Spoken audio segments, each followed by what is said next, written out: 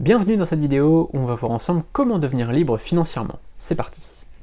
Avant de commencer cette vidéo, je tiens à préciser que je ne suis pas conseiller en investissement, cette vidéo n'est pas un conseil en investissement, je suis seulement blogueur, je vis de mes blogs depuis 2012, j'ai commencé en janvier 2012 et j'ai commencé à en vivre à partir de juillet 2012, juin-juillet 2012, et donc ça fait des années que je suis libre financièrement, je gagne de l'argent grâce à mes blogs, tout simplement c'est des rentes tous les jours finalement qui m'apportent un revenu et je travaille parce que j'ai envie de développer et de continuer à grossir mes blogs et à créer de nouveaux blogs, mais je pourrais m'arrêter de travailler si je le souhaitais. Donc je suis rentier en quelque sorte, et dans cette vidéo je vais vous montrer comment faire. D'ailleurs si vous voulez, il y a une offre qui est dans la description, je crée des blogs pour vous, si c'est quelque chose qui peut vous intéresser, je peux créer votre blog, donc je crée le blog, je crée le contenu, je mets vos liens affiliés, et donc vous touchez des commissions en affiliation.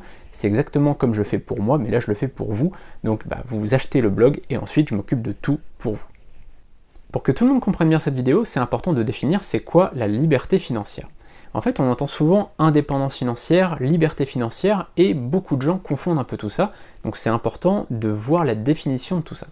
Au départ, on a la dépendance financière, ça c'est quand on travaille pour un patron, on est en CDI, en CDD, etc.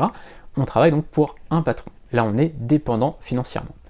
Ensuite, on a l'indépendance financière, ça c'est quand on travaille à notre compte, soit en tant que freelance, soit en tant qu'artisan, soit en tant que commerçant, peu importe, le fruitier du coin, le poissonnier, le plombier, donc l'artisan plombier, l'électricien, le freelance qui crée des logos, le freelance qui crée des sites web, tous ces gens-là sont indépendants financièrement, ils ne travaillent plus pour un patron, ils travaillent pour des clients, d'accord, plusieurs clients.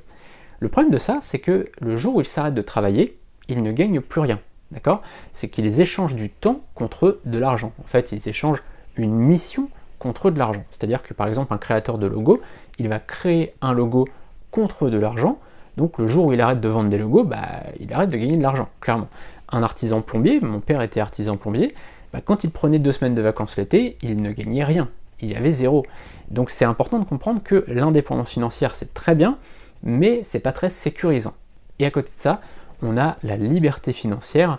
Là, la liberté financière, c'est très différent, c'est qu'on vit de nos rentes, par exemple de la bourse, par exemple de nos loyers, par exemple d'un blog clé en main où on va gagner des commissions tous les jours, etc. Donc là, à l'occurrence, au départ, moi j'étais indépendant financièrement puisque j'avais mes blogs et j'avais le freelancing.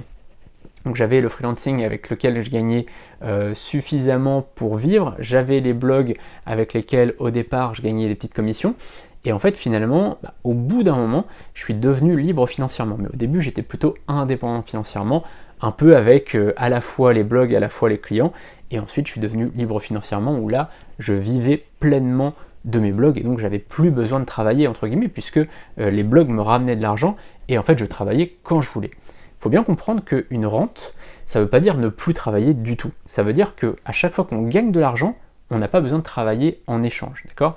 Si par exemple je touche des dividendes, ça ne veut pas dire que je travaille plus du tout.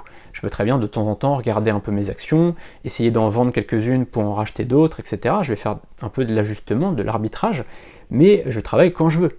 Donc c'est ça en fait finalement, c'est qu'au moment où je touche mes dividendes, je n'ai pas besoin de travailler.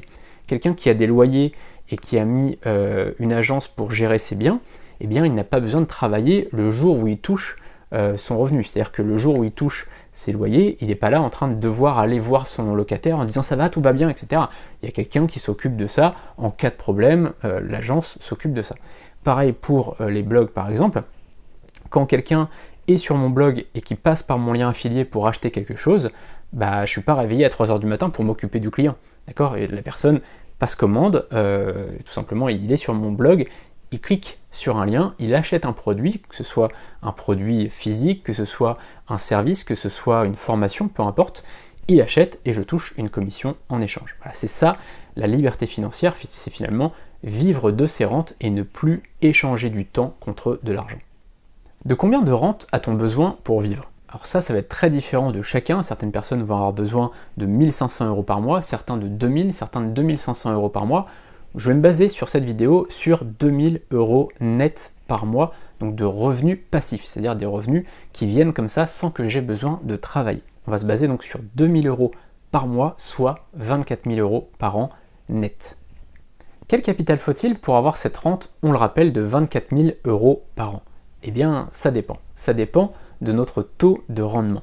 Plus notre taux de rendement va être élevé, plus le capital dont on a besoin va être faible. Si on a un taux de rendement de 3% net, on a besoin de 800 000 € de capital. Si on a un taux de rendement de 6% net, on a besoin de 400 000 € de capital, c'est-à-dire la moitié. Si on a maintenant un taux de rendement net de 9%, on a besoin seulement, entre guillemets, de 267 000 €. 9% net par an, c'est ce qu'on peut avoir par exemple avec nos blocs clés en main, puisque au minimum, on est à 12% par an brut, et quand on retire les 25% de charges sociales en tant qu'auto-entrepreneur par exemple, eh bien ça nous fait 9% net, donc c'est exactement ce qu'on peut avoir. Donc on va voir ensuite combien de temps ça va prendre pour avoir ce capital. Mais alors c'est quoi le taux de rendement? C'est tout simplement le pourcentage de retour sur investissement. Imaginons que j'ai investi 100 € en bourse et qu'à la fin de l'année j'ai 5 €, eh bien j'ai 5%. Puisque j'ai investi 100, j'ai 5 €, j'ai donc 5%. Si j'ai investi 1000 € et que j'ai 70 € de retour sur investissement, eh bien je fais 70 divisé par 1000 fois 100, et donc ça nous fait 7%. Là donc j'ai 7% de rendement, 7% de taux de rendement. Combien de temps faut-il pour avoir ce capital, on l'a vu, minimum de 267 000 €? Si on investit 200 € par mois, ça va nous prendre 28 ans pour avoir 282 000 €, donc on va dépasser les 267 000 € minimum. Si on met 400 € par mois en investissement, ça va nous prendre seulement 21 ans pour avoir donc 283 000 €. Là aussi, on dépasse le capital cible.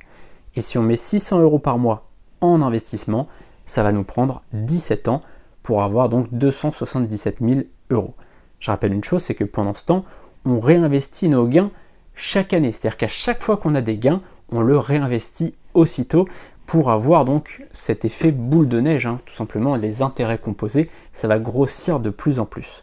Et ensuite, au bout de 28 ans, 21 ans ou 17 ans, eh bien on aura notre capital qui nous permettra d'en vivre. Donc ça c'est important, c'est que pendant toutes ces années, on va réinvestir les gains, mais ensuite ces gains, ils nous permettront de vivre et donc d'être finalement rentiers. C'est la fin de cette vidéo, j'espère qu'elle vous a plu et surtout qu'elle vous sera utile.